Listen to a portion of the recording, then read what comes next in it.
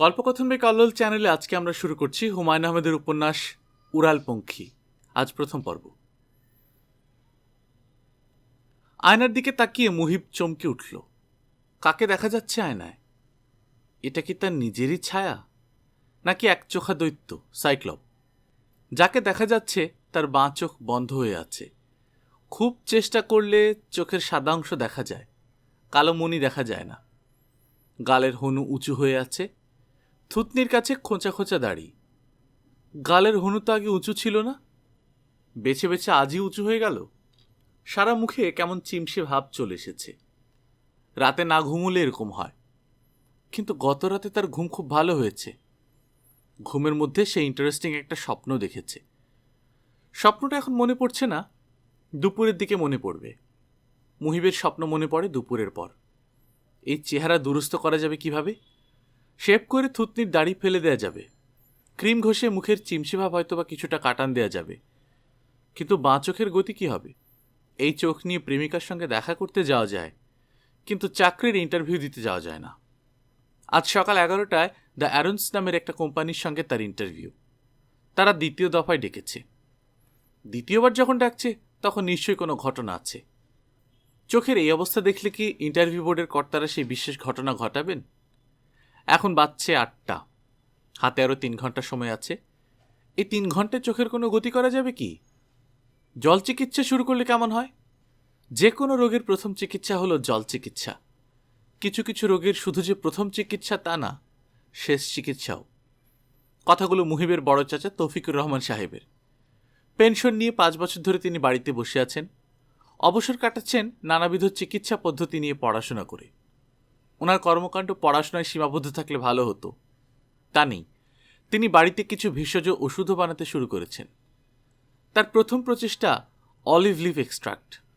হামানদিস্তায় জলপাই গাছের কচি পাতা পেশা হচ্ছে, তার সঙ্গে আগার আগার মিশিয়ে ডালের বড়ির মতো বড়ি বানিয়ে রোদে শুকানো হচ্ছে। শুকানোর পর এই ঘোর কৃষ্ণবর্ণ বস্তুটাকে দেখাচ্ছে ছাগলের লাদির মতো। এই ছাগলের লাদি দৈনিক একটা করে খেলে নবযৌবন। Cardiovascular disease, arthritis, diabetes, blood pressure কিছুই থাকবে না। ছাগলের লাদি শরীরের সমস্ত দূষিত পদার্থ ব্লটিং পেপার মতো শুষে নিয়ে নিবে। শরীরে চলে আসবে কমনীয় কান্তি। মুহিব গত 4 দিনে 4টা ট্যাবলেট খেয়েছে। আজ যদি খায় তাহলে শরীরে 5ম ডোজ পড়বে। চোখে প্রবল বেগে পানির ঝাপটা দিতে দিতে তার মনে হলো, কোনো কারণ ছাড়াই এই যে তার চোখ ফুলে গেল, চেহারায় চিমসি ভাব চলে এসেছে, এসব ছাগলের লাদির সাইড এফেক্ট না তো? যে ওষুধে নবযৌবন নিয়ে আসবে তার কিছু সাইড এফেক্টও থাকারই কথা। নবযৌবন নিয়ে আসবে ঠিকই, সঙ্গে সঙ্গে নবযৌবনপ্রাপ্ত মানুষটার একটা চোখ বসিয়ে দিয়ে যাবে। দরজায় টোকা পড়ছে। মুহিবের ষষ্ঠ ইন্দ্রিয় বলছে যে দরজায় টোকা দিচ্ছে সে কোনো একটা কাজ নিয়ে এসেছে। কাজ ছাড়া ভোরবেলা কেউ বেকার যুবকের কাছে আসে না। হয়তো সকালের নাস্তার ময়দা নেই, মোড়ের দোকান থেকে ময়দা আনতে হবে, কিংবা চিঠি নিয়ে এক্ষুনি কারোর বাসায় যেতে হবে। সেই লোক অফিসে চলে যাওয়ার আগেই তাকে ধরতে হবে। যিনি দরজা ধাক্কাচ্ছিলেন তিনি এখন সগলায় জানান দিলেন, বিরক্ত গলা, মুহিব, মুহিব। মুহিবের বড় ভাবি ইয়াসমিনের গলা। এই মহিলা অনেক পরিশ্রম করে তার গলায় স্থায়ী বিরক্তি নিয়ে এসেছেন। স্বাভাবিক গল্পগুজবের সময় তার গলায় রাজ্যের বিরক্তি ঝরে পড়ে। ভুরু কুচকে থাকে, চোখ শুরু হয়ে যায়। মুহিব পানির কল বন্ধ করল। জল চিকিৎসার এখানেই ইতি। এতক্ষণ ধরে দরজা ধাক্কাচ্ছি, ব্যাপার কি? বাথরুমে ছিলাম ভাবি, শুনতে পাইনি। তোমার কি এখন জরুরি কোনো কাজ আছে? মুহিব হাসি মুখে বলল, আমার জরুরি কাজ থাকবে কি জন্যে?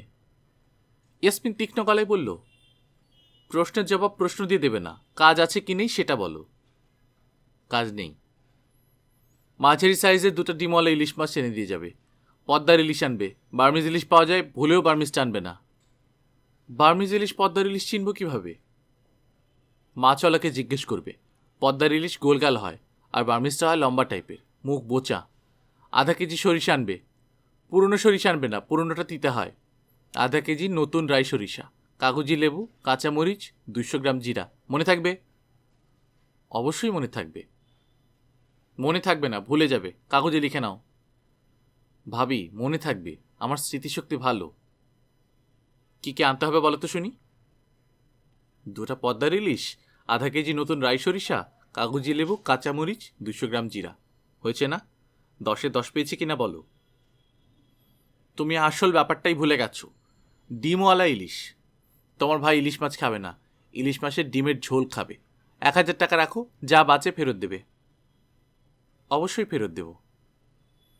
তোমার ভাইয়ের এক মহিলা কলিগ আছে, নায়লা নাম। ওনার মনে হয় কোনো কাজকর্ম নাই। প্রতিদিন একটা রান্নার রেসিপি বলেন, তোমার ভাই সেটা মাথায় করে নিয়ে আসে বাসায়। মুহিব গলা নামিয়ে বলল, প্রেম টেম হয়ে যায়নি তো ভাবি? আমার সঙ্গে রসিকতা করবে না, আমার রসিকতা ভালো লাগে না। সরি।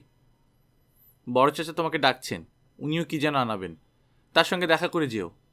আর দয়া করে এক্ষুনি একটা কাগজে লিখে নাও কী কী আনতে হবে। মুহিব আবারও বাথরুমে ঢুকল। জল চিকিৎসায় চোখের কিছু হয়নি। শেভ করে মোটামুটি ভদ্রস্থ হওয়ার চেষ্টা করা দরকার। তার চোখের এই অবস্থাটা ভাবি লক্ষ্য করেননি। এটা খুবই আশ্চর্যজনক ঘটনা। মনে হচ্ছে এই বাড়ির কেউ এখন তার দিকে ভালো করে তাকায় না। তাকালেও কিছু দেখে না। বোধহয় সে এইচজি ওয়েলসের অদৃশ্য মানব হয়ে যাচ্ছে। একটা পরীক্ষা করা যেতে পারে। সবার সামনে কিছুক্ষণ ঘোরাঘুরি করবে, অকারণে কিছু কথাবার্তাও বলা হবে। দেখতে হবে যাদের সামনে ঘোরাঘুরি করা হলো তাদের মধ্যে কতজন বলে, আরে চোখে কি হয়েছে। কেউ বলবে এরকম মনে হচ্ছে না। তৌফিকুর রহমান দোতলার বারান্দায় ইজি চেয়ারে আধশোয়া হয়ে আছেন। তার পায়ের পাতা রোদে, তিনি ছায়াতে। পায়ের পাতায় অলিভ অয়েল মাখানো। অলিভ অয়েল সূর্যের ক্ষতিকারক আলট্রাভায়োলেট রশ্মি থেকে পাকে রক্ষা করবে, আবার সূর্যের উপকারী রশ্মি যা শরীরে ভিটামিন ডি তৈরি করবে তাকে বাধাগ্রস্ত করবে না। তৌফিকুর রহমানের হাতে বিজ্ঞানের একটা বই। লেখকের নাম মিশিও কাকু। বইটার নাম হাইপার স্পেস। ভোরবেলা তিনি ধর্ম ও বিজ্ঞানের বই পড়েন, রাতে পড়েন বিকল্প চিকিৎসা পদ্ধতি বিষয়ক বই। তৌফিকুর রহমান সাহেবের বয়স 60-এর উপরে। চিরকুমার থাকার কারণে কিংবা নানাবিধ চিকিৎসা পদ্ধতির কারণে চেহারায় বয়সের ছাপ পড়েনি। যুবক বয়সে তিনি যে অত্যন্ত সুপুরুষ ছিলেন তা এখনও বোঝা যায়। নিজের পোশাক আশাক নিয়ে তিনি অত্যন্ত সচেতন। এই ভোরবেলাতেও তিনি ইস্ত্রি করা পাঞ্জাবি পরেছেন, নীল পাড়ের ধবধবে সাদা লুঙ্গি, কোলের ওপর ঘিয়া রঙের পাতলা মটকার চাদর ফেলে রাখা। এখন আষাঢ় মাস, চাদরের প্রয়োজন নেই। এই চাদরটা তার সাজসজ্জার অংশ। মুহিব বড় চাচার পাশে এসে দাঁড়ালো। তৌফিকুর রহমান বই থেকে মুখ না তুলি বললেন, গুড মর্নিং, তোর খবর কি? মুহিব বলল, আমার খবর ভালো। আপনি আমাকে ডেকেছেন? না তো, ভোরবেলাটা আমি একা থাকতে পছন্দ করি, কাউকে ডাকাটাকি করি না। মুহিব বলল, বড় ভাবির কাছে শুনলাম আপনি ডেকেছেন।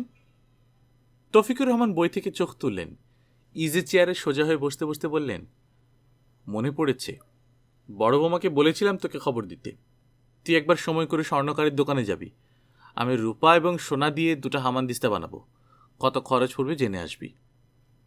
সোনা রূপা দিয়ে হামানদিস্তা বানাতে হবে কেন? তৌফিকুর রহমান আগ্রহের সঙ্গে বললেন, রূপা আর সোনা হলো নন রিয়েক্টিভ মেটাল, নোবেল মেটাল। আমি যেসব ওষুধপত্র বানাচ্ছি তার সঙ্গে নোবেল মেটালের তৈরি হামানদিস্তার কোনো রিয়েকশন হবে না। রূপা নন রিয়েক্টিভ কে বলল? কিছুদিন রেখে দিলেই সিলভার অক্সাইডের কালো আস্তর পড়ে যায়। সোনা দিয়ে বানাতে পারেন। আজছেরের মতো সোনা লাগবে, 6000 টাকা করে তোলা। 1,02,000 টাকা লাগবে। পুলিশ কি, এ তো দেখি বিরাট প্রবলেম।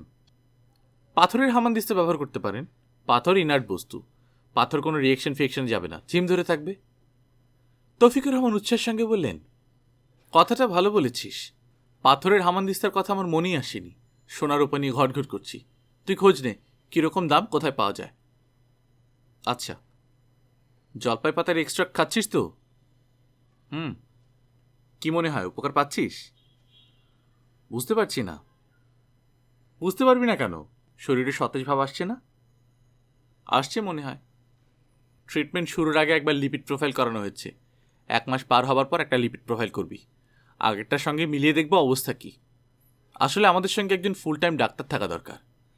তোর বন্ধুবান্ধবের মধ্যে ডাক্তার আছে? না, আমার সবই বেকার বন্ধুবান্ধব। এদের মধ্যে যারা চাকরি পাচ্ছে তাদের সঙ্গে সম্পর্ক শেষ হয়ে যাচ্ছে। বেকাররা বেকার ছাড়া অন্য কারোর সঙ্গে মিশতে পারে না। চাকরির ব্যাপারটা মাথা থেকে দূর করে দে। স্বাধীনভাবে কিছু করার চিন্তাভাবনা কর। 200 বছর ব্রিটিশদের গোলামি করার ফল এই হয়েছে। জাতিগতভাবে আমাদের ডিএনএতে ঢুকে গেছে যে কোনোভাবে একটা চাকরি করতে হবে। তুই এর ভিতর থেকে বের হয়ে আসার চেষ্টা কর। দেখি, দেখা দেখির কিছু নেই। কংক্রিট চিন্তাভাবনা করে আমার কাছে আয়, অল্প স্বল্প ক্যাপিটালের ব্যবস্থা করা যাবে। আমার নিজেরও কিছু চিন্তাভাবনা আছে। বড় চাচা, এখন তাহলে যাই? আচ্ছা যা, জলপাই এক্সট্রাক্টটা খেতে ভুল করবি না। রোজ ভোরবেলা একটা করে ট্যাবলেট। ওষুধটার একটা নাম দেন না কেন? এক্সট্রাক্ট শুনতে কেমন যেন লাগে। তৌফিকুর রহমান উৎসাহিত গলায় বললেন, ভালো কথা মনে করেছিস। আমিও নাম নিয়ে ভাবছি, কয়েকটা নাম মনে এসেছে। তুইও চিন্তা ভাবনা কর, যেসব নাম মাথায় আসে একটা কাগজে লিখে ফেল, তারপর একদিন বসে নাম সিলেক্ট করে ফেলব। মুহিব বলল, এই মুহূর্তে আমার মাথায় একটা নাম ঘুরঘুর করছে, জলপাই বটিকা। আপনার কাছে কেমন লাগছে? তৌফিকুর রহমানের মুখ সঙ্গে সঙ্গে কঠিন হয়ে গেল। তিনি কড়া গলায় বললেন, জলপাই বটিকা মানে? মুহিব মিনমিন করে বলল, দেশি ওষুধের দেশি নাম। তৌফিকুর রহমান গম্ভীর গলায় বললেন, তোর কথার ধরন দেখে আমার মনে হচ্ছে তুই পুরো ব্যাপারটি খুব হালকাভাবে দেখছিস। আমি অ্যানয়েড বোধ করছি। আমি 8-10টা পেনশন খাওয়া মানুষের মতো না। আমি কোনো খেলা খেলছি না।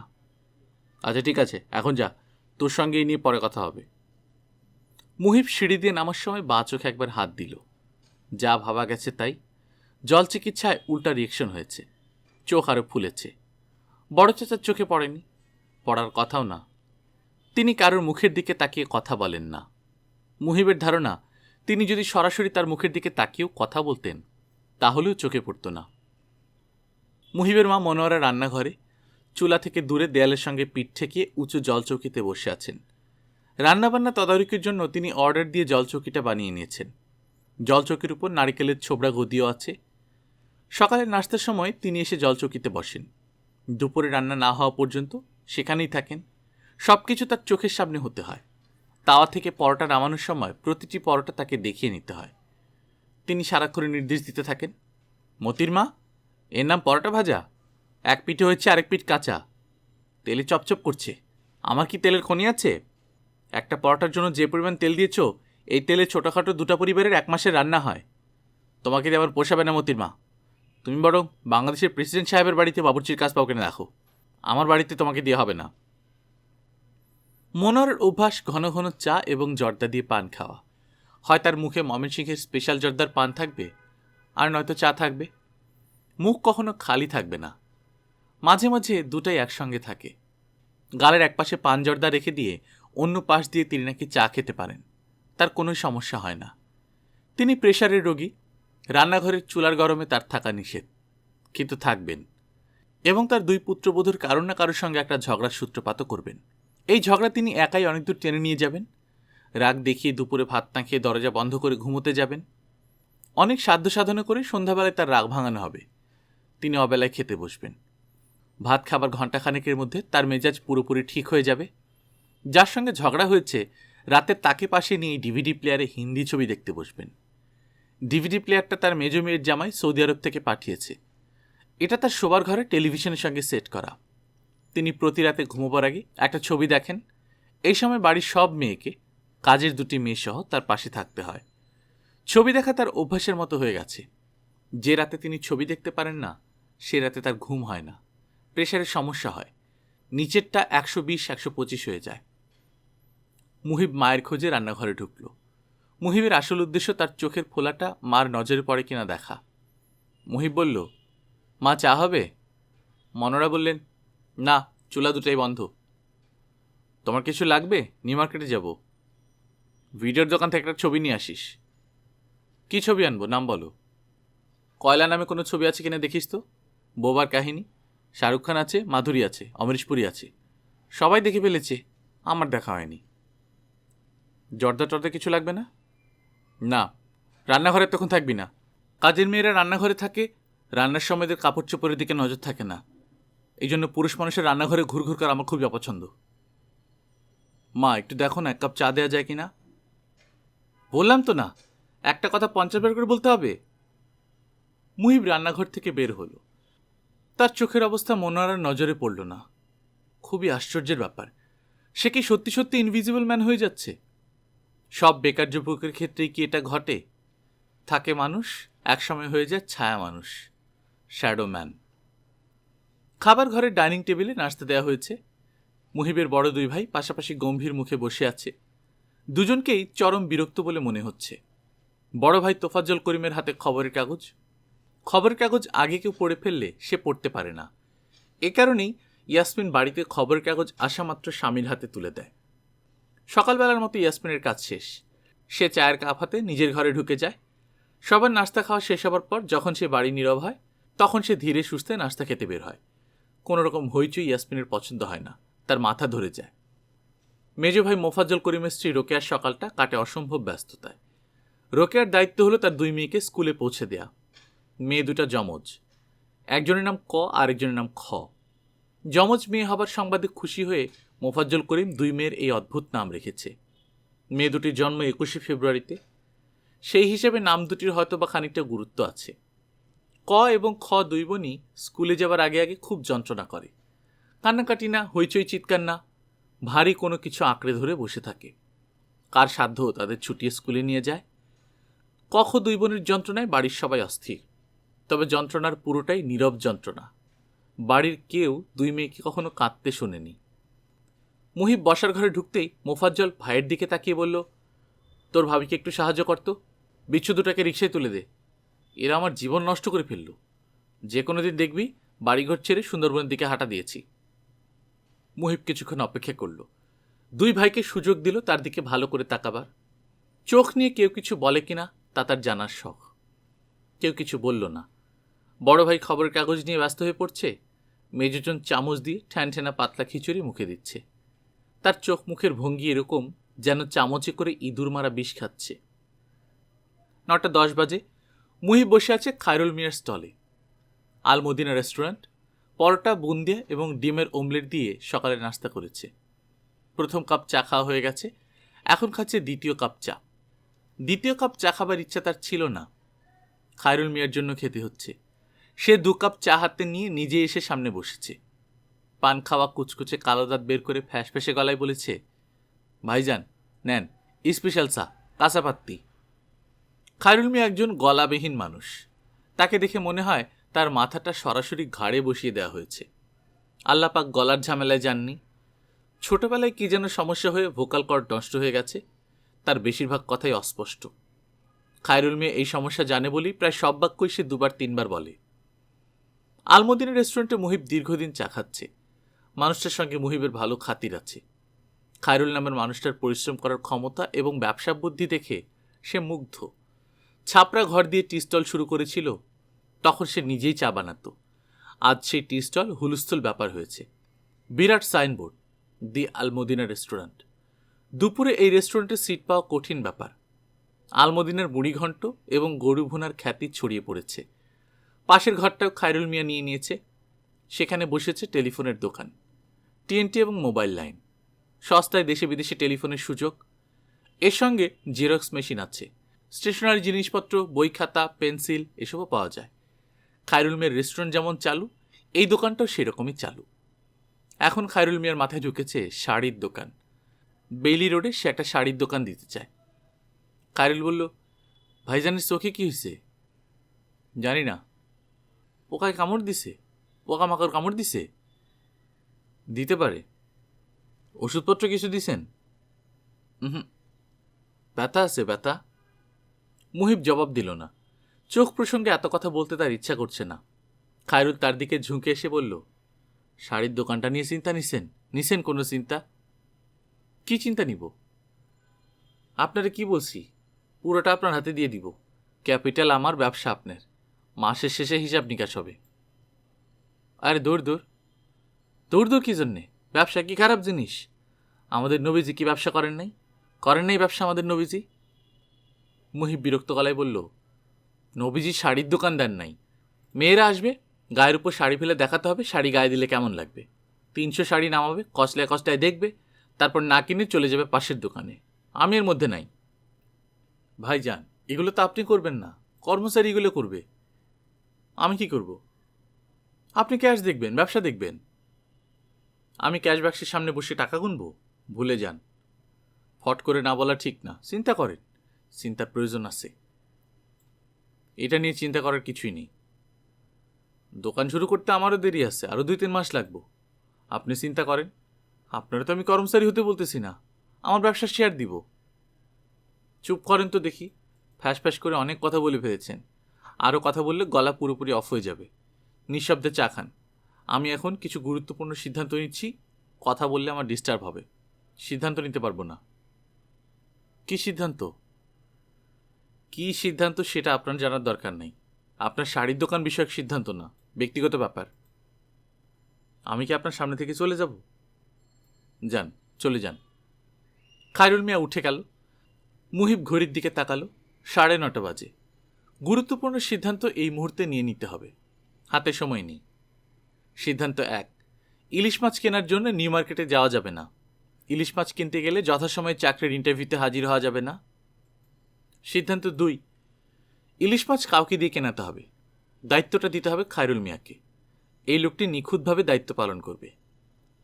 সিদ্ধান্ত 3, যেহেতু মাছ কিনতে যাওয়া হচ্ছে না, হাতে সময় আছে, এই সময়টায় আনন্দে কাটানোর ব্যবস্থা করতে হবে। টেলিফোনে নোরার সঙ্গে কথা বলা যায়, তার একটা বিপদ অবশ্যই আছে। নোরা বলে বসতে পারে, কি করছো, এক্ষুনি চলে আসো তো। নোরা বললে অবশ্যই সব ফেলে দিয়ে চলে যেতে হবে, ইন্টারভিউ দেওয়া হবে না। তখন মনে হবে কিসের ইন্টারভিউ, কিসের কি। মুহিব ভুরু কুঁচকে আছে। সে যে গভীর চিন্তায় ডুবে আছে এটা তার লক্ষণ। তার বুকে ধুকধুক শব্দ হচ্ছে। ধুকধুক শব্দ নিশ্চয়ই সারাক্ষণ তার বুকে হচ্ছে, কিন্তু সে শুনতে পায় শুধু যখন তার ভুরু কুঁচকে থাকে। ব্যাপারটা কি শুধু তার একার ক্ষেত্রে ঘটে, না সবার ক্ষেত্রে ঘটে? দি আলমদিনা রেস্টুরেন্টের মালিক খায়রুল মিয়ার বুকও কি গভীর চিন্তার সময় ধুকধুক করে? খায়রুল মিয়া তার পাশে রাখা চিলেমচিতে পানের পিক ফেলতে ফেলতে বলল, ডিমওয়ালা ইলিশ কিনবেন কি জন্যে? ডিমওয়ালা ইলিশে স্বাদ হবে না। মুহিব বলল, স্বাদের দরকার নাই, আমার দরকার ডিম। বড় ভাইজানের খায়েশ হয়েছে ইলিশ মাছের ডিম খাবেন। তাহলে এক কাজ করি, ধূপখোলার বাজারে ইলিশ মাছের ডিম আলাদা বিক্রি হয়, সেখান থেকে ডিম কিনে আনি, আর আলাদা একটা ডিম ছাড়া ইলিশ কিনি। ডিম আলাদা, মাছ আলাদা। যা ইচ্ছা করেন, শুধু মনে রাখবেন সকাল সকাল বাজার পৌঁছতে হবে। লিস্টে যা যা লেখা সব যেন যায়। আরেকটা কথা, আমার সঙ্গে কথা বলার সময় 2-3বার করে কিছু বলবেন না, শুধু শুধু সময় নষ্ট। আমি আপনার ঠোঁট নাড়া দেখেই বুঝতে পারি কি বলছেন। আপনি যান কই? আমি কোথায় যাই তা দিয়ে আপনার কোনো দরকার নেই, যা করতে বলেছি তা করেন। কাঁচা সুপারি দিয়ে একটা পান খাবেন, হার্টের জন্য ভালো। পান খাবো না, আমার হার্টের ট্রিটমেন্টের প্রয়োজন নেই, হার্ট ভালো আছে, বকরিল্লাদির ট্রিটমেন্ট চলছে।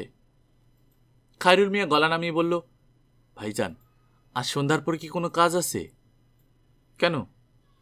আমি যে ফ্ল্যাটটা কিনলাম আপনারা দেখাইতাম, মনে খায়ের ছিল, দেখি যদি সময় করতে পারি। ফার্নিচার কিনি নাই, আপনাদের সাথে নিয়ে কিনব। আমাকে সাথে নিয়ে কিনবেন কেন? কোনটা ভালো কোনটা মন্দ এটা তো আমি বুঝবো না, বুঝেন না ভাইজান? আমি পথের কাঙ্গাল ছিলাম, 50 টাকা ভাড়ার বস্তির সাপড়ায় থাকতাম। এখন পয়সা হয়েছে, কিন্তু মনের কাঙ্গাল ভাব দূর হয় নাই। দেখি যদি সময় করতে পারি। খুবই খুশি হব ভাইজান, রাতে আমার সঙ্গে খানা খাবেন। কি খাবেন বলেন? খিচুড়ি আর মুরগি ঝাল ফ্রাই করি। মুরগি ঝাল ফ্রাই মজনু বাবুর স্ত্রী দিয়ে করাবো, একবার খাইলে আর বাকি জীবন ভুলতে পারবেন না। বলি মজনু বাবুর স্ত্রীকে, বলি ভাইজান, বলি। মুহিব প্রশ্নের জবাব না দিয়ে রেস্টুরেন্ট থেকে বের হলো। এখানে থাকা মানেই খায়রুল মিয়ার বকবকানি শোনা। সে বকবক করে যেতেই থাকবে। অতি ব্যস্ত মানুষদের বকবক করার স্বভাব থাকে না, এই লোকটার আছে। তার গলা দিয়ে শব্দ বের হয় না, তারপরে সে কথা বলতেই থাকে। খায়রুল মিয়ার টেলিফোনের দোকান থেকে মুহিব নোরাকে টেলিফোন করল। প্রথমবার রিং হতেই নোরা ধরল। হ্যালো। শব্দটা এত সুন্দর করে বলল যেন এটি কোনো ইংরেজি শব্দ না, এটা বাংলা গানের সঞ্চারী। মুহিব বলল, কি খবর নোরা? নোরা বলল, আপনি কে বলছেন জানতে পারি কি? বুকে ধাক্কা লাগার মতো বাক্য। এখনই কি নোরা তার গলা আলাদা করে চিনতে পারে না, নাকি সে চিনেও ভান করছে চিনতে পারছে না? অবশ্যই এও হতে পারে যে আপনি কি বলতে পারছেন জানতে পারি বাক্যটি নোরা অভ্যাসবশত বলে। হয়তো খুব ছোটবেলায় তাকে শেখানো হয়েছে, কেউ টেলিফোন করলেই প্রথমেই বলবে, আপনি কে বলছেন জানতে পারি কি? যে টেলিফোন করেছে তার পরিচয় জানার পর অন্য কথা বলবে। ছোটবেলার অভ্যাস এখনও রয়ে গেছে।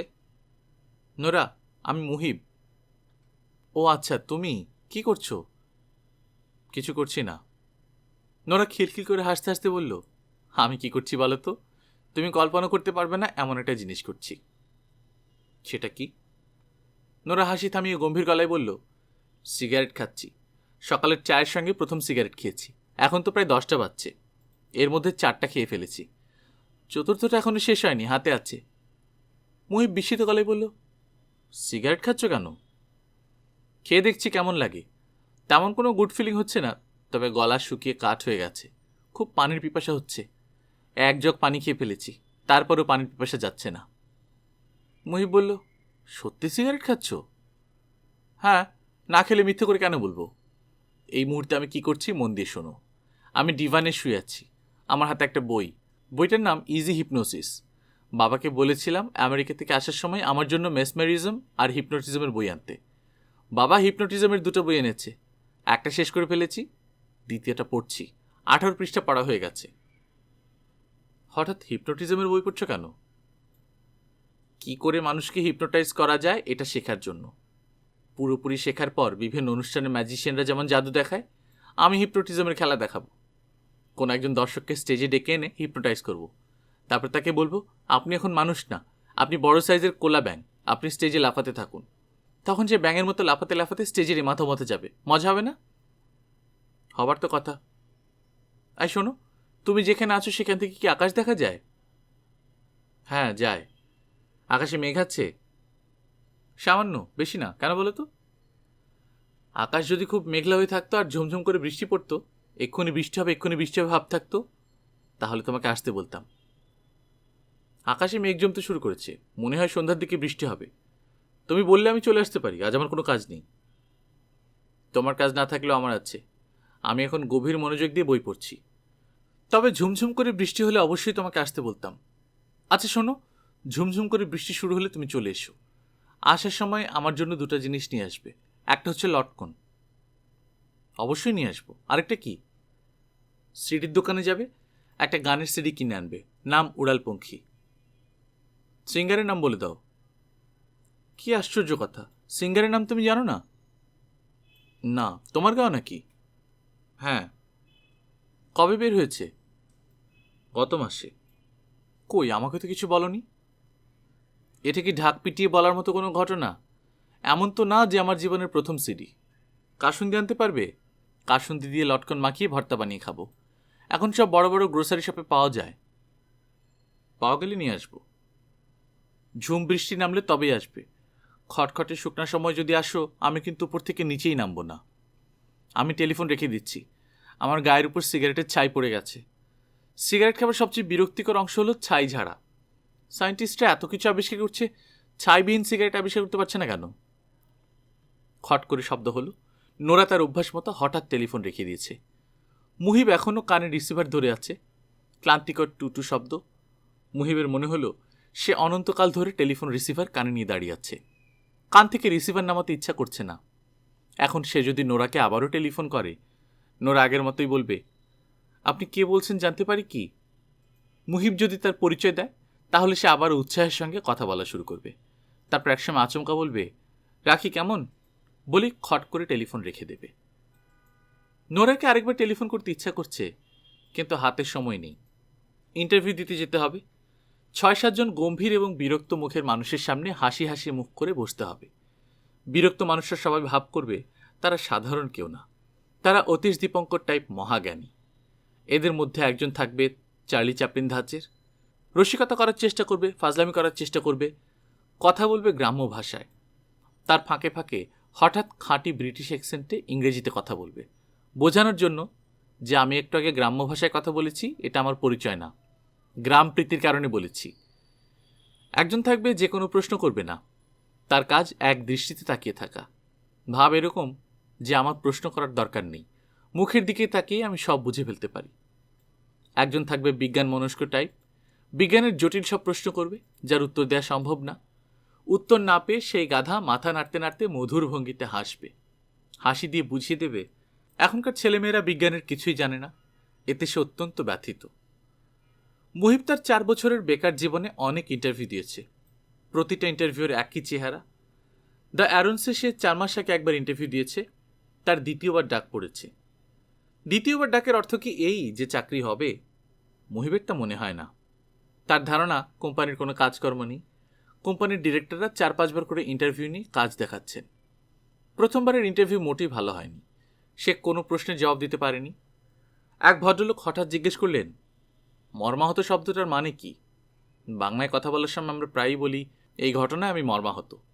অর্থাৎ সে মর্মে আহত। মর্ম জিনিসটা কি? মুহিব শুকনো গলায় বলেছিল, জানি না স্যার। মর্ম কি তুমি জানো না? জি না স্যার। তোমার কোনো অনুমান আছে? মানে তোমার কি মনে হয় মর্ম কি? আমার ধারণা মর্ম হলো মন। মন মানে কি? মুহিব অস্বস্তির সঙ্গে বলল, মন হলো চেতনা। ইন্টারভিউ বোর্ডের সবাই হো হো করে হাসতে শুরু করলো। তাদের ভাব এরকম যেন জীবনে এত হাসির কথা কেউ শোনেনি। তখন চার্লি চ্যাপলিন বাবাজি গম্ভীর গলায় বললেন, আপনার নাম মুহিব। মুহিব নামের অর্থ কি? মুহিব বলল, মুহিব নামের অর্থ প্রেমিক।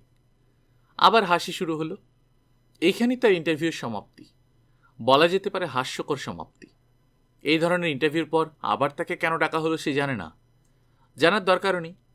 তার জীবনটা একটা রুটিনের ভেতর পড়ে গেছে। এই রুটিনে মাঝে মধ্যে তাকে ইন্টারভিউ দিতে হবে। সে দিয়ে যাচ্ছে, ব্যাস। মাঝারি ধরনের ঠান্ডা ঘরে মুহিব বসে আছে। ঘরে এসি চলছে, দরজা জানালা সবই বন্ধ। মুহিব ছোটখাটো এক ভদ্রলোকের সামনে বসে আছে। ভদ্রলোকের বয়স 50-এর উপরে বলে মনে হচ্ছে। কত উপরে তা ধরা যাচ্ছে না। ভদ্রলোকের চেহারা শান্ত, তাকানোর ভঙ্গি শান্ত। কিছু কিছু মানুষ আছে প্রবল ঝড়ঝঞ্ঝার সময়ও যাদের দেখে মনে হয় বেশ শান্তিতে আছেন। ভদ্রলোক ওই টাইপের। তিনি সম্ভবত মুহিবের ইন্টারভিউ নেবেন। এই ভদ্রলোক কি প্রথম ইন্টারভিউর সময় ছিলেন? মুহিব মনে করতে পারছে না। মনে হয় ছিলেন না। থাকলে চেহারা মনে থাকত। ভদ্রলোক একাই মনে হয় ইন্টারভিউ নেবেন। প্রথম প্রশ্নটা কি হবে? আপনার নাম? বেশিরভাগ সময়ই এই প্রশ্ন দিয়ে শুরু হয়। দ্বিতীয় প্রশ্ন, এই নামের অর্থ কি? নামের অর্থ শুনে তিনি হাসাহাসি শুরু করবেন না তো? এইবার নামের অর্থ জিজ্ঞেস করলে ভুল অর্থ বলতে হবে। নামের অর্থ প্রেমিক না বলে সে বলবে সন্দেহকারী। মুহিবের সামনের ভদ্রলোক রিভলভিং চেয়ারে বসে আছেন। যারা রিভলভিং চেয়ারে বসে তারা সারাক্ষণই চেয়ার নিয়ে কিছু নড়াচড়া করে। এই ভদ্রলোক তা করছেন না। প্রশ্ন করবার সময় হয়তো করবেন। মুহিব প্রথম প্রশ্নের জন্য অপেক্ষা করছে। ঘরটা বেশি ঠান্ডা, তার রীতিমতো শীত করছে। হয়তোবা বাইরে বৃষ্টি পড়ছে। বাইরে আবহাওয়া ঠান্ডা হয়ে গেলে এসি বসানো ঘর বরফ শীতল হয়ে যায়। বাইরে বৃষ্টি হচ্ছে কিনা জানতে পারলে ভালো হতো। ঝুম বৃষ্টি হলে যেতে হবে নোরার কাছে। মুহিবের ষষ্ঠ ইন্দ্রিয় বলছে, ইন্টারভিউ শেষ করে ঘর থেকে বের হয়ে সে দেখবে আকাশ ভেঙে বৃষ্টি নেমেছে, রাস্তায় হাঁটু পানি। যদি সেরকম হয়, সে যে কাজটা করবে তা হলো রিক্সা নিয়ে সোহরাওয়ার্দী উদ্যানে চলে যাবে। সেখানে কদম ফুল বিক্রি হয়। নোরার জন্য কিছু কদম ফুল কিনতে হবে, সিডি কিনতে হবে। সিডির নাম উড়ালপঙ্খী। উড়ালপঙ্খী মানে কি? যে পাখি উড়ছে সেই পাখি? তাহলে বসে আছে যে পাখি তাকে কি বলা হবে? বসালপঙ্খী? মাই গড, মস্ত একটা ভুল হয়ে গেছে তো। মার জন্য ডিভিডি ভাড়া করে আনা হয়নি। আজ রাতে বাসায় ফিরতে তার দেরি হবে। মা ছটফট করতে থাকবে ছবির জন্য। ছবির নাম কয়লা। আপনার চোখে কি হয়েছে? মুহিব অন্য কিছু ভাবছিল বলেই হয়তো প্রশ্ন শুনে চমকে গেল। তার বুক ধড়ফড় করে উঠল। মনে হলো প্রশ্নটা খুবই কঠিন। এত কঠিন প্রশ্নের উত্তর সে দিতে পারবে না। তার চোখ যে ফুলে বন্ধ হয়ে আছে এটা তার মনে ছিল না। মুহিব হড়বড় করে বলল, স্যার চোখে কি হয়েছে আমি জানি না, সকালে ঘুম থেকে উঠে দেখি এই অবস্থা। চোখ ওঠেনি তো? বুঝতে পারছি না স্যার। ভদ্রলোক রিভলভিং চেয়ার সামান্য ঘুরালেন। শান্ত গলায় বললেন, 1971 সনে সারা বাংলাদেশে চোখ ওঠা রোগ হয়েছিল। এমন কোনো মানুষ ছিল না যার এই রোগ হয়নি। রোগটার নাম দেওয়া হয়েছিল জয় বাংলার রোগ। এমন প্রায়ই হয়েছে, এই রোগে আক্রান্ত পাকিস্তানি মিলিটারিও চোখ লাল করে তাকিয়ে আছে। আবার যে মুক্তিযোদ্ধাকে সে গুলি করে মারার জন্য ধরে নিয়ে এসেছে সেও চোখ লাল করে মিলিটারির দিকে তাকিয়ে আছে। মুহিব চুপ করে আছে। এই গল্পটা শুনে তার কি রিয়াকশন হওয়া উচিত সে বুঝতে পারছে না। সে কি হাসবে? এটা কি হাসির গল্প? মুহিব বলল, স্যার আমার জন্ম 1971 পরে। সেটা জানি, জন্ম তারিখ অ্যাপ্লিকেশন ফর্মে লেখা আছে। আমি আপনার ফাইল পড়ে দেখলাম, এক্সট্রা কারিকুলাম অ্যাক্টিভিটিসের কলামে আপনি লিখেছেন আমার কোনো প্রতিভা নেই, আমি প্রতিভাশূন্য মানুষ। আপনার কি সত্যি ধারণা যে আপনার প্রতিভা নেই? জি স্যার, আমার নিজের আর আমার বন্ধুবান্ধবদের আমার সম্পর্কে এই ধারণা। একজন প্রতিভাশূন্য মানুষকে আমরা চাকরি দেব কি জন্য? চাকরি করার জন্য প্রতিভার দরকার হয় না স্যার। কিসের দরকার হয়? বুদ্ধির দরকার। আমার বুদ্ধি আছে, আমি পরিশ্রম করতে পারি। বুদ্ধি আছে? জি স্যার আছে। আমরা দুজনকে রিক্রুট করেছি, একজন ছেলে একজন মেয়ে। আপনি দুজনের মধ্যে একজন। কী কারণে আপনাকে রিক্রুট করা হয়েছে সেটা অনুমান করে বলুন দেখি, দেখি আপনার বুদ্ধি আছে কি না। মুহিব সহজ ভঙ্গিতে বলল, আমাকে চাকরি দেবার আলাদা কোনো কারণ নেই। আমার ধারণা আমাকে আপনারা নিয়েছেন কারণ আমার চেহারা সুন্দর। আপনার ধারণা ঠিক আছে, আপনার বুদ্ধি ভালো। অফিসে কিছুক্ষণ অপেক্ষা করুন, অ্যাপয়েন্টমেন্ট লেটার হাতে হাতে নিয়ে যান। আগামী মাসের 1 তারিখে চাকরিতে জয়েন করতে পারেন। ওয়েলকাম টু দারন্স। ভদ্রলোক হ্যান্ডশেক করার জন্য হাত বাড়িয়েছেন। মুহিবের ইচ্ছা করছে হ্যান্ডশেক না করে ভদ্রলোকের পা ছুঁয়ে সালাম করতে। সবচেয়ে ভালো হয় সে যদি কার্পেটের ওপর হামাগুড়ি দিয়ে ভদ্রলোকের দিকে এগিয়ে যায়। ভদ্রলোকের পায়ে কিছুক্ষণ মুখও ঘষা যেতে পারে। কুকুরেরা মনিবের কাছে গেলে কোলে ওঠার জন্য এরকম করে। মুহিব ম্যানেজার সাহেবের ঘরে বসে আছে। এই ঘরের বড় বড় জানালা খোলা, পর্দা একপাশে টেনে দেয়া। দোতলার এই ঘর থেকে আকাশ দেখা যাচ্ছে, রাস্তাঘাট দেখা যাচ্ছে। মুহিব জানালা থেকে চোখ ফেরাতে পারছে না। মুষলধারে বৃষ্টি হচ্ছে। তার উচিত অ্যাপয়েন্টমেন্ট লেটার কথা ভুলে গিয়ে রাস্তায় নেমে পড়া, ভিজতে ভিজতে নোরাদের বাড়িতে চলে যাওয়া। কিছু কিছু বৃষ্টি আছে দেখলেই ভিজতে ইচ্ছে করে। এখন সেই ধরনের বৃষ্টি হচ্ছে, অথচ তাকে ম্যানেজার সাহেবের ঘরে বসে থাকতে হচ্ছে। তার সময় কাটছে না। ম্যানেজার ভদ্রলোক স্বল্পভাষী। একবার শুধু বললেন, আপনি কবে জয়েন করবেন? মুহিব বলল, জানি না। ব্যাস এই পর্যন্তই। ম্যানেজার একজন বেয়ারাকে চোখের ইশারায় কি যেন বলল। সে মুহিবকে 1 কাপ চা দিয়ে গেল। চাটা খেতে ভালো, সুন্দর গন্ধ। এরকম চা পরপর 2 কাপ খেতে হয়, কিন্তু দ্বিতীয় কাপ চায়ের কথা তার বলতে ইচ্ছা করছে না। ভেতরে ভেতরে টেনশন বোধ করছে মুহিব। তার মনে হচ্ছে অ্যাপয়েন্টমেন্ট লেটার হাতে পেতে পেতে বৃষ্টি থেমে যাবে। আকাশে অবশ্য ঘন কালো মেঘ এখনও আছে। যেভাবে বৃষ্টি পড়ছে আকাশে সব মেঘ ধুয়ে মুছে চলে যাবে। মুহিব চেয়ার ছেড়ে জানালার পাশে দাঁড়ালো। আকাশের দক্ষিণ দিকটা নজর করে দেখতে হবে। দক্ষিণের সমুদ্র থেকে মেঘের সাপ্লাই যদি ঠিক থাকে তাহলে বৃষ্টি আরও ঘন্টা 2 থাকবে।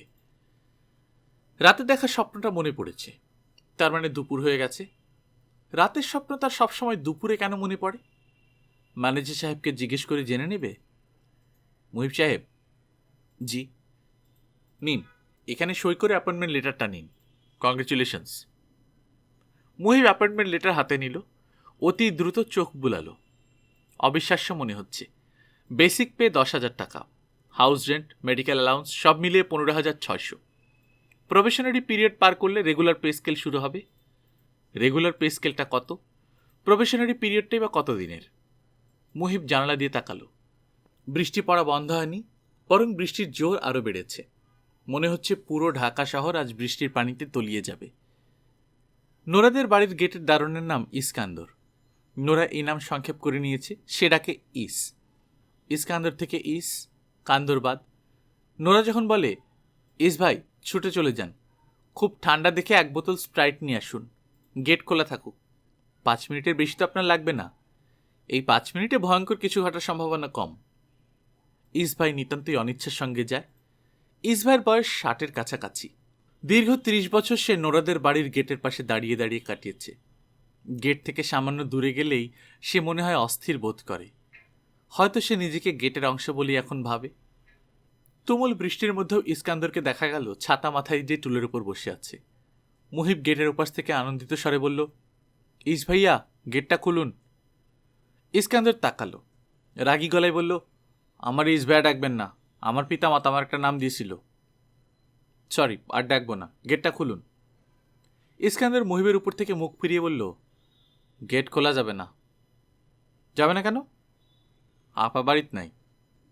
মুহিব পরিষ্কার বুঝতে পারছে এটা একটা মিথ্যা কথা। ইস ভাইয়া ডাকায় দারোয়ান রেগে গেছে। দারোয়ানদের রাগের দৌড় গেট পর্যন্ত বলেই গেট খোলা হচ্ছে না।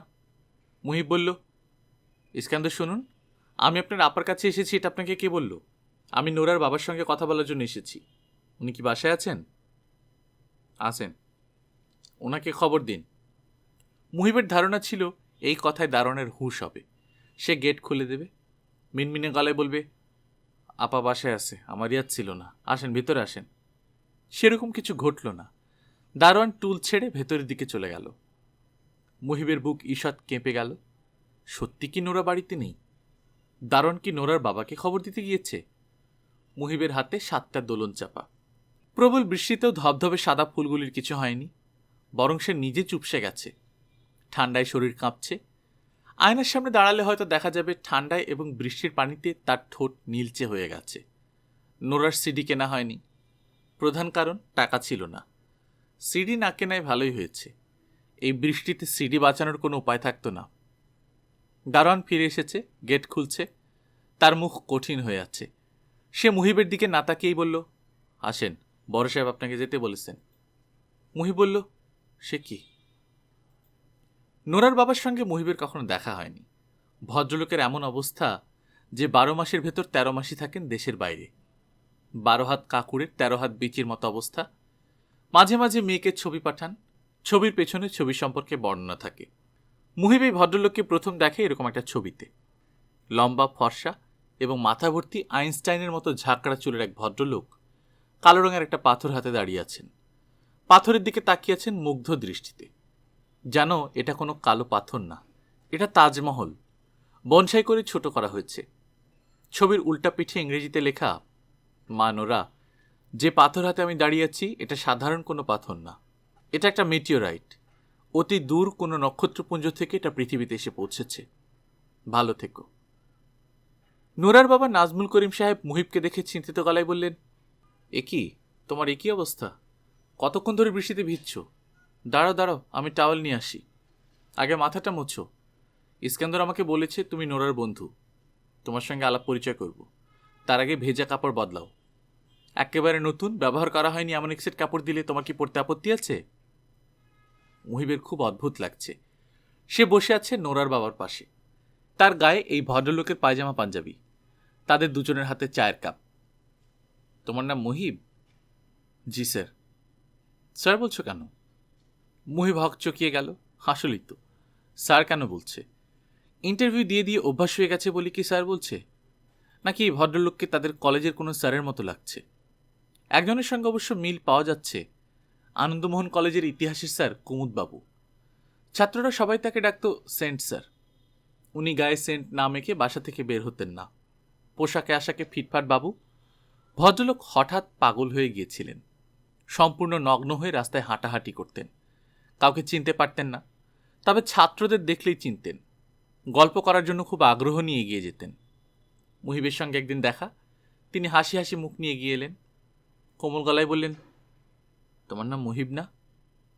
জি স্যার। Second year? জি স্যার। রোল 33? জি স্যার। দেখেছ, সব মনে আছে। পাগলদের কিছুই মনে থাকে না, আমার সবই মনে থাকে। ভালো আছো বাবা? জি স্যার। তুমি আমাকে 1 শিশি সেন্ট কিনে দিতে পারবে? অন্য কোনো কিছুর অভাব বোধ করছি না। কাপড় ছাড়া ঘুরে বেড়াচ্ছি, তাতেও তেমন অসুবিধা হচ্ছে না, তবে সেন্টের অভাবটা খুব বোধ করছি। স্যার, আমি এক্ষুনি সেন্ট কিনে নিয়ে আসছি। আমি তো সবসময় হাঁটাহাঁটির মধ্যে থাকি, আমাকে খুঁজে নাও পেতে পারো। সেন্টটা কিনে তুমি আমার মার হাতে দিয়ে এসো। বাসা চিনো তো? বকুল গাছওয়ালা বাড়ি? জি স্যার, বাসা চিনি। মুহিব সেদিনই সেন্ট কিনেছিল, দামি সেন্টই কিনেছিল। কুমুদ স্যারকে সেই সেন্ট দেয়া হয়নি, কারণ স্যারের মা পুরনো বাসায় ছিলেন না। উনি কোথায় গিয়েছেন কেউ বলতে পারল না। সেন্টটা মুহিবের কাছে এখনো আছে। নোরার বাবা বললেন, কি চিন্তা করছো? মুহিব চমকে উঠে বলল, কিছু চিন্তা করছি না। তিনি হাসি হাসি মুখে বললেন, নোরা হঠাৎ করে বলল ঝুম বৃষ্টির মধ্যে গাড়ি নিয়ে লং ড্রাইভে গেলে নাকি খুব মজা হবে। তুমি আমার মেয়ের বন্ধু, তার নেচার তো জানোই। যেই তার মাথায় চিন্তাটা এলো, অমনি টেলিফোন করে বন্ধুবান্ধব জোগাড় করলো, মাইক্রোবাস নিয়ে বের হয়ে গেল। তোমাকে টেলিফোন করেনি? জি না। তোমার হাতের ফুলগুলি দোলন চাপা না? জি। ইন্টারেস্টিং ব্যাপার কি জানো, আমি আমার মেয়ের নাম দোলন চাপা রাখতে চেয়েছিলাম। মেয়ের মা বলল, দোলন চাপা শুনলেই কবি নজরুলের বইয়ের কথা মনে হবে, সঙ্গে সঙ্গে চোখে ভাসবে কবির ঝাঁকড়া চুল ভর্তি ছবি। আমি ডাকবো আমার মেয়েকে, আর চোখে ভাসবে নজরুলের ছবি? তা হবে না। শেষে ডিসিশন পাল্টে ইবসেনের চরিত্রের নামে রাখলাম নোরা। নোরা নামটা তোমার কেমন লাগে?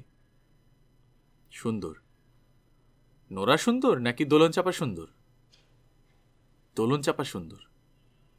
নোরার আরেকটা খাস বাঙালি নাম আছে, সেটা জানো? গানের ক্যাসেট বা সিডি যা বের হয় সেখানে তার বাংলা নামটা থাকে। জানো বাংলা নামটা? জি, চন্দ্রাবতী। চন্দ্রাবতী নামের অর্থ জানো? জি না। চন্দ্রাবতী নামের অর্থ হলো চাঁদের সখী। নোরার একটা আরবি নামও আছে। আরবি নামটা আমার মা রেখেছিলেন, ওয়ামিয়া। এই নামের অর্থ হলো বৃষ্টি। মানুষের স্বভাবের উপর নামের প্রভাব পড়ে, এই কথাটা মনে হয় সত্যি। বৃষ্টি নাম রাখার জন্যই বোধহয় বৃষ্টি হলে আমার মেয়ের মাথা খারাপের মতো হয়ে যায়। মুহিবের ঝিমুনি ধরে গেছে। নোরার বাবারও মনে হচ্ছে বেশি কথা বলার অভ্যাস। তিনি ক্রমাগত কথা বলেই যাচ্ছেন। এখন আর তার কথা মুহিব মন দিয়ে শুনছেন না। সন্ধ্যা হয়ে গেছে, ঘর অন্ধকার। মুহিবের ধারণা কিছুক্ষণের মধ্যেই সে ঘুমিয়ে পড়বে। মুহিব, জি। তুমি করো কি, পড়াশোনা? পড়াশোনা শেষ করেছি, আমি বেকার। ও আচ্ছা। মুহিবের মনে হলো সে নিজের ঘুমের মধ্যে কথা বলছে। সে বেকার না, তার পকেটে অ্যাপয়েন্টমেন্ট লেটার আছে। ভিজে ন্যাতন্যাতে হয়ে গেছে, তাতে কি? সে কি ভুলটা শুদ্ধ করবে? বলবে যে সে এখন এরেন্স ইন্টারন্যাশনাল নামের মাল্টিনেশনাল কোম্পানিতে চাকরি করে? থাক, দরকার কি? মুহিব, জি স্যার। নোরার বন্ধু বান্ধবদের আমি খুব পছন্দ করি, কেন জানো? জি না। পছন্দ করি কারণ বেশিরভাগ সময় আমি দেশের বাইরে থাকি। নোরাকে ঘিরে একগাদা বন্ধু বান্ধব আছে, এটা ভেবে নিশ্চিন্ত বোধ করি। আমি কি বলার চেষ্টা করছি বুঝতে পারছো? জি পারছি। তোমাদের বাসা কোথায়? জিগাতলা। নিজেদের বাড়ি? আমার বড় চাচার বাড়ি। আমরা একসঙ্গে থাকি সবাই। ভালো তো, জয়েন্ট ফ্যামিলি উঠেই গেছে। মা বাবা বেঁচে আছেন? জি। শুনতেই তো ভালো লাগছে। পিতা মাতা পুত্র কন্যা সব এক ছাদের নিচে। মুহিব ঘুম ঘুম গলায় বলল, বাবা আমাদের সঙ্গে থাকেন না, আলাদা থাকেন। কেন? ওনাকে বাড়ি থেকে বের করে দেওয়া হয়েছে। উনি এখন আর আমাদের পরিবারের সদস্য না। বলতে বলতে মুহিব আরাম করে ঘুমিয়ে পড়ল। গল্পকথন বাই কালল চ্যানেলে আপনারা শুনছিলেন হুমায়ুন আহমেদের উপন্যাস উড়াল পঙ্খী। আজ প্রথম পর্ব। আমরা নিয়মিত গল্প পাঠ করে শোনাচ্ছি। আপনারা যারা প্রথমবার মতো শুনছেন, কাইন্ডলি সাবস্ক্রাইব করে নেবেন। গল্প পাঠ ভালো লাগলে বন্ধুদের সাথে শেয়ার করবেন। নিজে ভালো থাকবেন, আশেপাশের লোকজনকে ভালো রাখবেন। টাটা।